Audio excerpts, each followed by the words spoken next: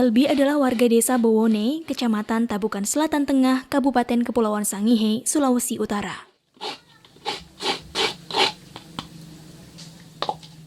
Sebagai ibu rumah tangga, aktivitas Elbi Peter sehari-hari adalah menyiapkan makanan bagi keluarganya.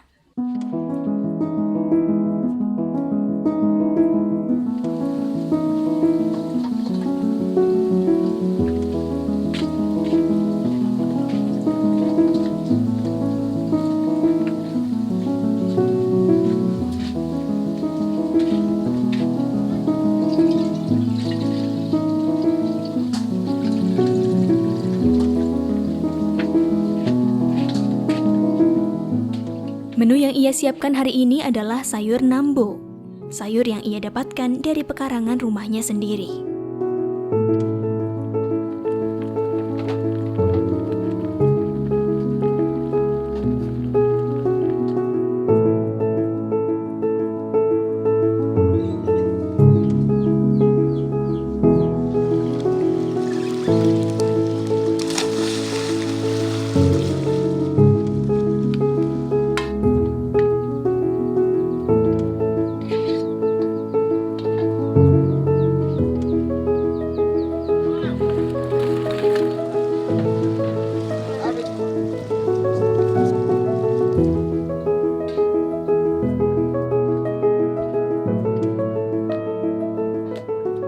Makanan yang ia siapkan hari ini akan dibawa ke kebun, tempat di mana suaminya bekerja sebagai petani kopra.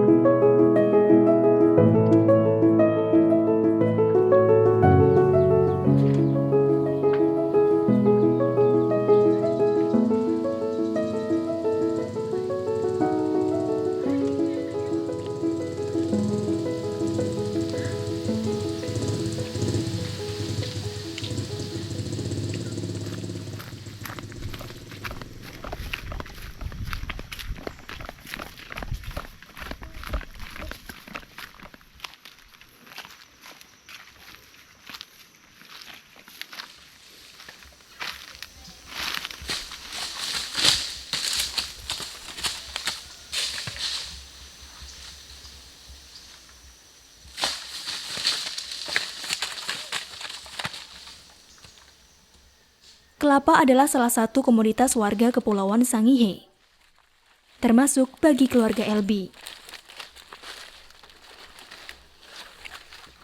Kelapa ini biasa dipanen setiap 3 bulan sekali atau 4 kali setiap tahunnya.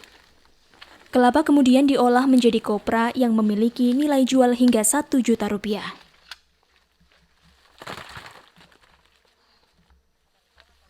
Dalam 1 tahun, ia bisa mendapatkan 4 juta rupiah dari salah satu komoditas pangan hasil kebunnya. Penghasilan yang cukup bagi keluarga Elbi di tengah kebutuhan makan sehari-hari yang bisa ia dapatkan dari hasil alam tanpa harus membayar. Kalau setiap hari memang kegiatan saya selain di rumah ya, masak, ngurus anak-anak, saya juga harus bantu suami untuk mencari uang demi kebutuhan anak cucu. Nah, ke depannya nanti kalau kebun saya ada kebun kelapa, kebun cengkeh, ada juga pala di dalamnya. Nah, itu adalah kebun kami berdua, bukan ahli waris orang tua. Itu di luar daripada ahli waris orang tua.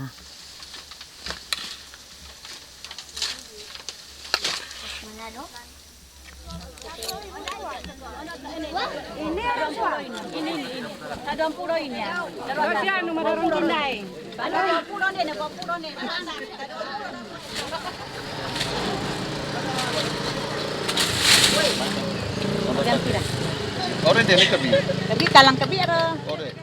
Masyarakat Sangihe juga menggantungkan hidupnya dari hasil laut. Hal itulah yang dilakoni Editon Marga Silingan. Ia adalah seorang nelayan sekaligus pembuat kapal.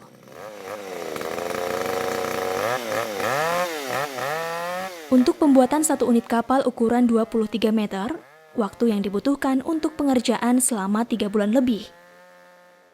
Sebagai kepala tukang, Editon mendapatkan upah sebesar Rp200.000 dalam sehari. Jika sedang tidak ada pesanan membuat kapal, maka pekerjaan yang dilakukan Editon adalah mencari ikan di laut. Kami melaut. Kalau sini tidak terlalu banyak, cukup untuk makan. Sisanya dijual di pasar. Ini ikan musim. Waktu kalau dia kencang barat, mahal ikan. Dia kalau deho per ekor dia mungkin sekitar 5.000 satu ekor.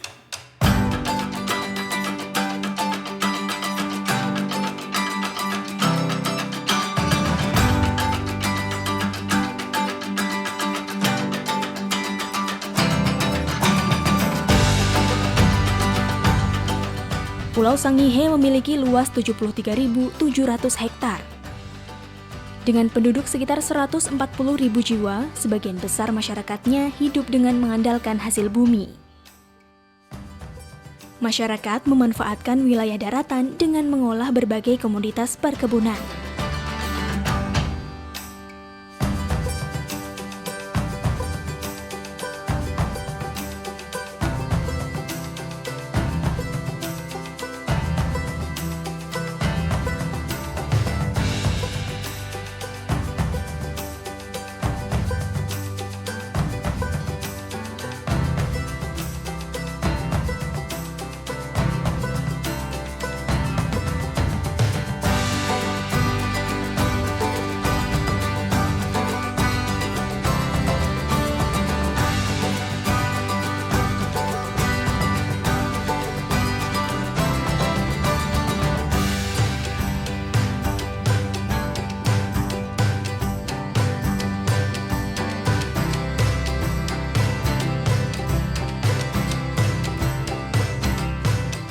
Sementara wilayah perairan, masyarakat memanfaatkannya dengan hasil laut berupa ikan yang dijual ke masyarakat.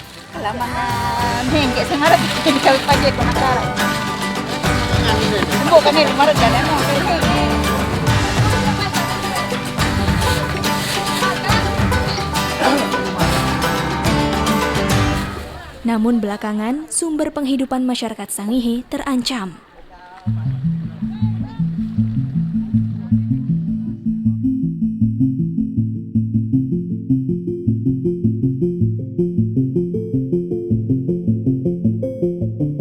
Hal itu terjadi lantaran pemerintah pusat memberikan izin usaha pertambangan kepada PT TMS pada Januari 2021. 7 bulan setelah disahkannya Undang-Undang Minerba yang baru, serta 3 bulan setelah disahkannya Undang-Undang Cipta Kerja Omnibus Law. Pemerintah melalui Kementerian ESDM memberikan izin kontrak karya kepada PT TMS seluas 42.000 hektar. Artinya, lebih dari setengah luas Pulau Sangihe, di mana izin itu diberikan selama 33 tahun, hingga 2052.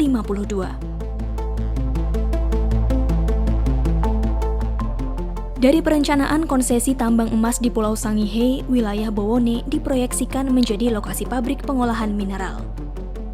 Wilayah yang menjadi tempat tinggal sekaligus sumber penghidupan bagi LB dan keluarga. Untuk mewujudkan rencana itu, PT TMS berencana membeli lahan warga senilai Rp10.000 per meter. Jika nilai itu yang diberikan, maka keluarga LB akan mendapatkan uang sejumlah Rp300 juta dari luas 3 hektar kebun miliknya. Bekal uang yang akan ia gunakan sepanjang hidup, mengingat tidak ada lagi penghasilan yang ia dapatkan setelah menjual kebunnya. Di sana mungkin kurang lebih berapa hektar ya, kurang 2 atau 3 hektar lah. Dibanding dengan pembayaran nanti, ya tidak sebanding lah dengan penghasilan saya sama suami saya. Kalau ini kami sedang bikin kopra ya, mungkin uangnya sekitar 1 juta lebih ya sekali panen. Nah, ketika 1 tahun itu berapa, kan sudah ada yang untuk disisihkan untuk anak cucu saya yang saat ini mereka semua sekolah.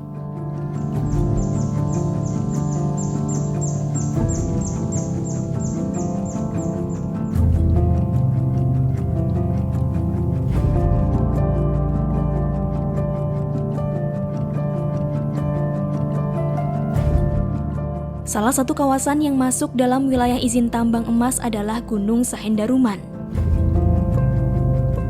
Kawasan ini merupakan hulu dari 70 sungai dan anak sungai yang mengalir ke 70 desa. Pemerintah pun menetapkan kawasan seluas 3.500 hektar ini sebagai hutan lindung. Selain itu, hutan ini juga menjadi habitat bagi burung endemis langka seperti burung niu. Namun, sejak awal 2021 lalu, kawasan ini masuk dalam kawasan izin tambang yang dikeluarkan pemerintah. Jika kawasan Gunung Sahendaruman akan ditambang, maka apa yang terjadi?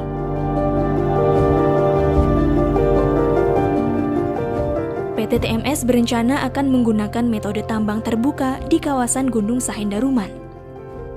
Maka, proses penambangan akan diawali dengan membuka lahan, mengangkat, atau memusnahkan vegetasi yang ada.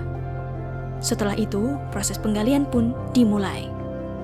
Kawasan hutan yang hilang di daratan tinggi dengan perbukitan curam maka akan berpotensi mengakibatkan bencana. Ketika turun hujan, maka berpotensi terjadinya longsor serta mengakibatkan sedimentasi. Material endapan inilah yang kemudian akan menutupi karang laut sehingga mengakibatkan ekosistemnya mati. Hal itu akan diikuti dengan ikan yang semakin bergeser ke tengah laut. Ekosistem terumbu karang yang mati akan mengakibatkan abrasi. Maka hal itu akan mengancam pemukiman warga, di mana 80% warga Sangihe tinggal di kawasan pesisir. Dengan terancamnya ekosistem laut, maka ancaman juga tertuju bagi mereka yang mengandalkan hidup dari laut. Padahal, sebagian besar masyarakat Sangihe mengandalkan hidup dari hasil laut. Tarik. Masa ini sudah apa?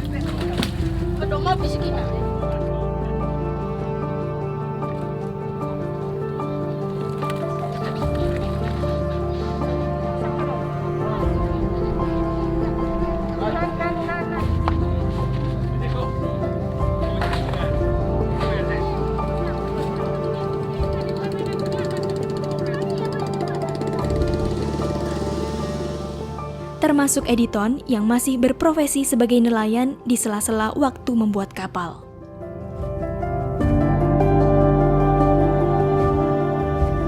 Jelas itu mungkin bagi kami nelayan itu sudah pasti itu akan kena dampak. Macam ikan mungkin soal agak kurang atau menjauh dari areal yang orang keseharian ini pakai untuk nelayan.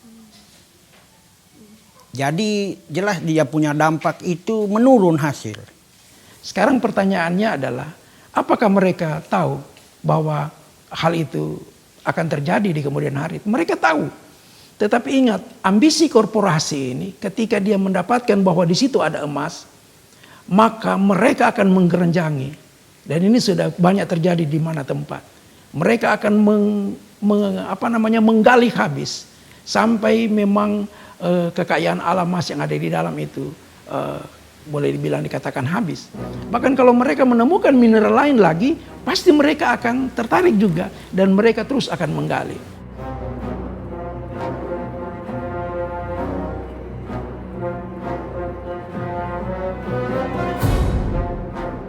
Ancaman kerusakan di Pulau Sangihe itulah yang membuat masyarakat menolak. Sebuah gerakan Save Sangihe Island diluncurkan guna menyelamatkan ruang hidup masyarakat yang selama ini mengandalkan hasil alam. Perlawanan ini juga disampaikan melalui petisi change.org, di mana hampir 150.000 orang telah menandatangani petisi ini.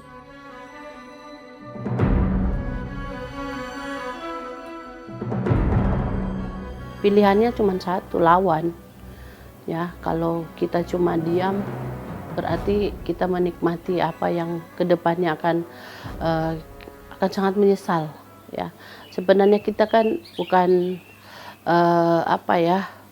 membabi buta. Kita juga di dalam konteks perjuangan advokasi untuk bersama masyarakat ini bukan hal mudah. Kenapa saya bilang begitu? Masyarakat tuh pilihannya apa? Masyarakat pilihannya melawan dengan kekuatannya sendiri. Kalau kemudian mereka tidak digiring ke jalur hukum, itu pasti konflik horizontal akan terjadi. Dan biasanya aparat, ya, baik TNI maupun Polri digunakan secara masif untuk menghajar rakyat biasanya. Nah, itu yang kemudian kita tidak mau.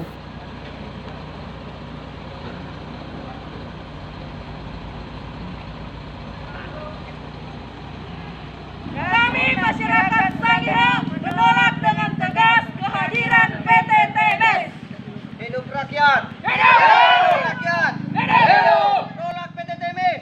Penolakan jalur hukum dilakukan dengan menggugat izin kontrak karya PT TMS di Pengadilan Tata Usaha Negara, di mana izin itu bertentangan dengan Undang-Undang Nomor 1 Tahun 2014 tentang pengelolaan wilayah pesisir dan pulau-pulau kecil.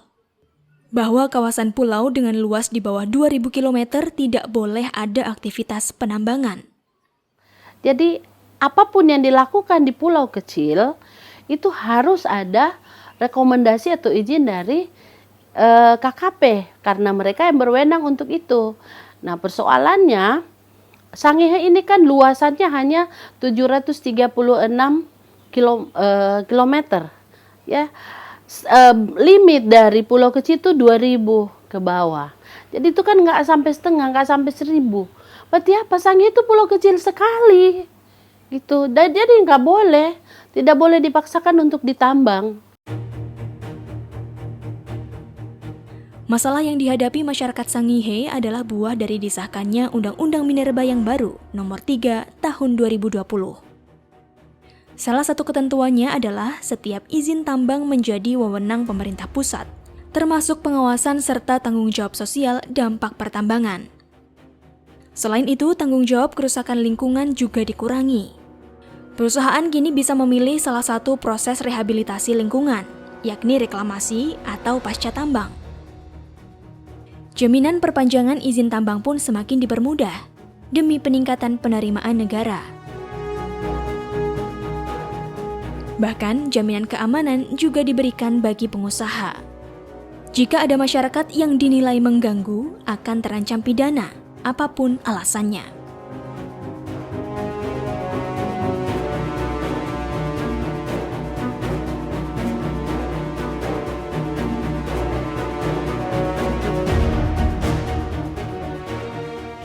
Menghilangkan semua hambatan yang selama ini dianggap mengganggu bagi kelancaran proses investasi. Itu kan sejalan dengan statement pemerintah dan aparatur birokrasinya kan.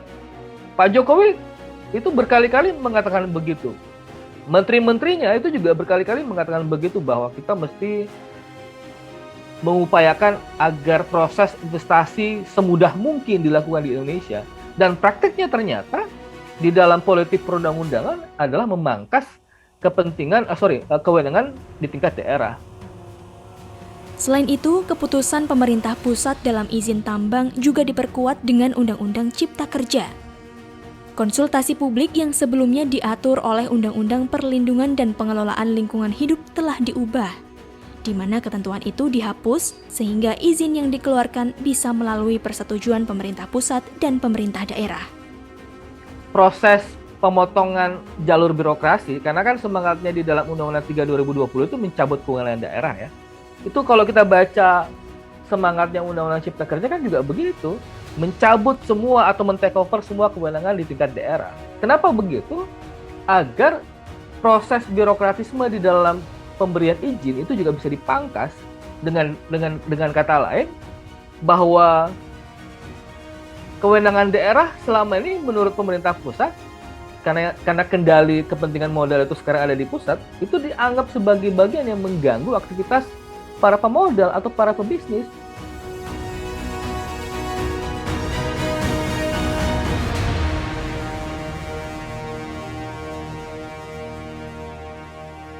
lebih hektar. Ya mau jadi apa ini? Pulau Sangihe ini pasti hancur. Ini di dalam bako ini kan ada apa kemarin saya sampaikan apa? Kerang. Rasanya enak. Tapi itu nyarinya pakai kaki loh mbak. Nih, nanti biceknya ini sampai di perut. Mudah cari ikan. Tetapi itu juga yang membuat kami agak-agak gimana ya, nyari takutnya juga udah terkontaminasi. Iya.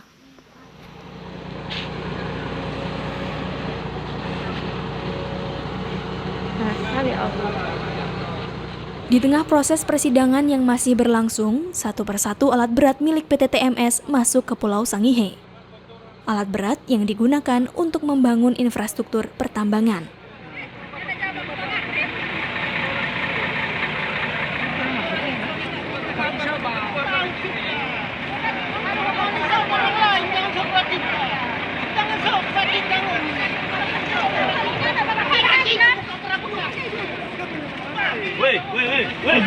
Operasi ini Pak, kalau kita diperintahkan untuk ke sini untuk mengamankan barang itu belum ada perintah lanjut. Ya. Keputusan itu tentunya keputusan dari perusahaan dan pimpinan. Iya, ya kan? Ya. Bagaimana keputusan pimpinan kita lagi menunggu. Tapi kalau tunggu Pak. Ya. Tapi kalau perusahaan bilang tidak, kita juga ikut juga perusahaan. Tapi kalau perintah komando sekarang untuk amankan dulu di sini. Nah,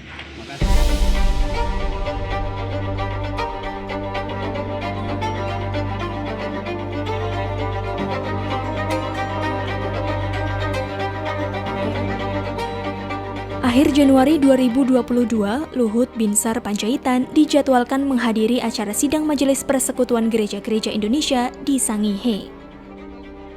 Bagi LB dan warga Bowone, ini adalah momentum untuk menyuarakan aspirasi secara langsung kepada pejabat pemerintah pusat. Ya, kami pada hari ini mempersiapkan diri masing-masing. Masyarakat Kampung Bowone akan berangkat ke Tahuna dalam melaksanakan aksi damai. Kami masyarakat mau menyampaikan apa yang harus kami sampaikan hari ini kepada kementerian, sehingga ada masyarakat yang tidak diundang, tetapi kami semua mau memberi diri untuk bersama-sama memperjuangkan menyelamatkan Sangihe dari kehancuran.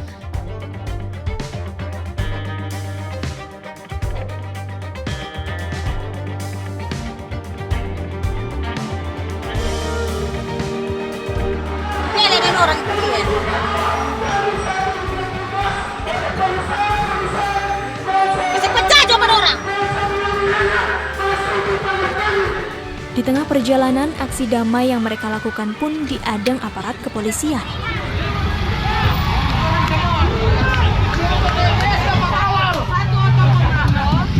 Akan ada dan orang jalan.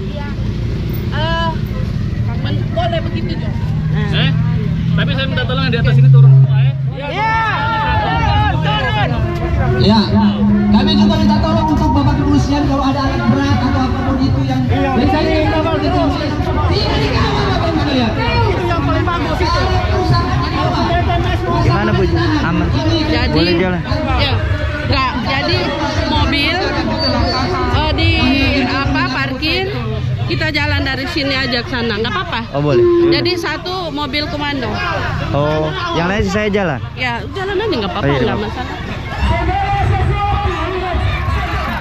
Untuk itu Bapak Ibu saudara-saudaraku, sekali lagi jangan pernah takut. Kita semua tidak pernah meminta uang pada siapapun, tetapi dengan keringat yang jatuh di kaki, kita menghidupi anak cucu kita. Hari ini kita sampaikan apa yang harus kita sampaikan. Jangan pernah mundur, jangan pernah takut. Karena manusia itu sama, pejabat atau masyarakat sama. Tidak ada pejabat kalau tidak ada masyarakat. Mereka ada di atas kursi karena kita masyarakat. Tidak perlu takut. Saya mewakili dari perempuan-perempuan yang saat ini. Saya akan maju di depan menantang mereka. Hidup rakyat! Hidup mahasiswa! Hidup masyarakat yang tertindas.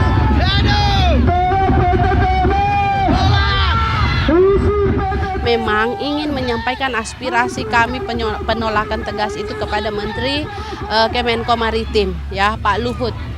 Karena Pak Luhut itu Kemenko Maritim dan Investasi kan membawahi Kementerian SDM, Lingkungan Hidup, KKP, ATR, BPN. Jadi dia adalah orang yang paling tepat untuk kami berikan pernyataan sikap.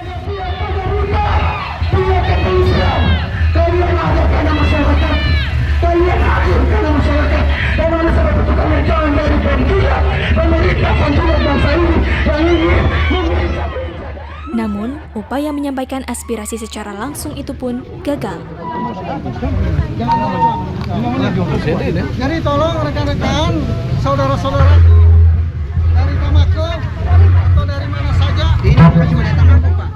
Ya, dari selatan. Semua dari mana? Dari selatan apa? Dari Tabukan Selatan. Pokoknya semua wilayah. Nusa Batar ya. Tadi ditanya, siapa lain dihapus di peta? Kenapa itu lain tidak di? Bukan tanggung jawab saya, pemerintah ada di daerah, bukan saya. Harapannya untuk seluruh warga masyarakat Kabupaten Kepulauan Sangihe.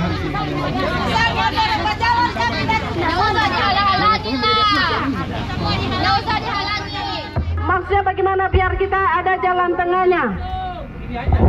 Saya kira kalau disampaikan ini cuma keterwakilan juga. Orang kan mau minta langsung baku dapat dengan Pak Gubernur, meminta dialog berapa menit. Tapi ternyata berkembang seperti ini. Jadi ternyata bapak-bapak polisi itu dan Kami tidak mau membuang waktu. Satu langkah maju, maju, maju. Saya bilang maju. Suruh nunggu 10 menit, 5 menit, berapa menit sampai udah setengah jam dan itu terjadi kan agak keras karena kita merasa dibohongi. Setelah kita datang di situ ternyata gubernur sudah pergi di tempat lain. Kami minta tadi perwakilan atau kami minta tadi ketua PGI, tapi tidak dijawab. Ini satu komando. Apa yang dikhawatirkannya tentang bahwa kami kemudian menjadi penyebab dari tidak jadinya datangnya Pak Luhut, saya kira itu dramatisasi. Ya, itu sangat sumir dan memalukan. Masa seorang Pak Binsar Panjaitan nggak mau ke Sangir hanya karena ada isu orang Sangir mau demo. Kan ini demo damai juga dan tidak ada yang salah ketika kami mau menyatakan hak dan pendapat pilihan masyarakat Sangihe untuk tidak mau hancur ruang hidupnya hanya karena tambang emas Sangihe. Karena itu go to hell ya TMS.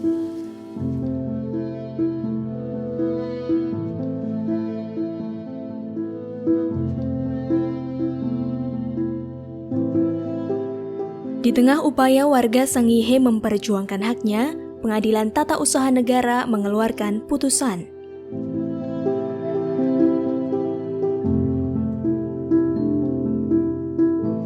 Gugatan yang dilakukan warga Sangihe terkait izin PT TMS berakhir ditolak. Artinya, izin PT TMS untuk eksplorasi tambang di Pulau Sangihe akan terus berlanjut.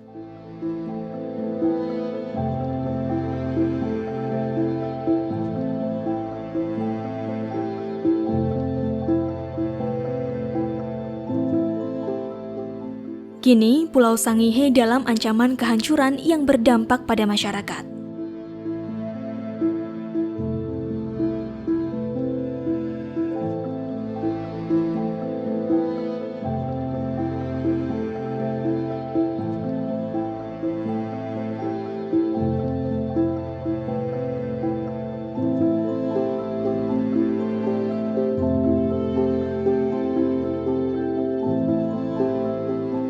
Tidak ada pilihan selain tetap menjaga kelestarian alam yang menghidupinya hari ini hingga waktu ke depan. Saya tergerak hati saya dengan beberapa masyarakat yang ada. Saya berbicara bahwa kalau kita tinggal diam berarti kita menerima nasib. Ya, mereka menganggap kita itu bodoh. Jadi untuk itu kita harus bisa mempertahankan ruang hidup kita, tanah kita, ya kan, hak kita. Kita punya hak untuk hidup damai, untuk hidup tenang.